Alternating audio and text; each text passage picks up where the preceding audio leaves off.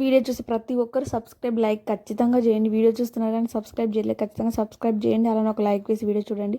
మీలో ఎంతమందికి టమాటా చట్నీ అంటే ఇష్టమో నాకు కామెంట్ చేయండి. నాకైతే చాలా అంటే చాలా ఇష్టం అండి.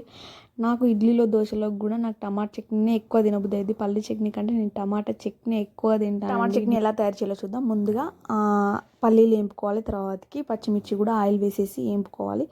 టమాటాలు కూడా ఉడకబెట్టేసుకున్నాక చల్లారాక మొత్తం మిక్సీ పట్టాలండి.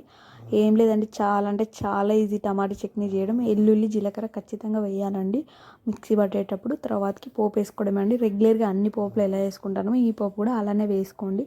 అసలు ఎంత బాగా కుదిరిందంటే చాలా బాగా కుదిరింది. ఇది మా డాడీ వాళ్ళు వచ్చినప్పుడు చేశానండి. టమాటా చట్నీ దోశలోకి చేశాను, చాలా బాగుంది. మా డాడీ కూడా నాలాగనేనండి, పల్లి చట్నీ కంటే టమాటా చట్నీ కానీ ఎక్కువగా తింటాడు. దోశలోకి ఇడ్లీలోకి పల్లి చట్నీ అంత ఎక్కువ తినడు. వీడియోలు చూసి చేసుకొని ఖచ్చితంగా సబ్స్క్రైబ్ చేయండి.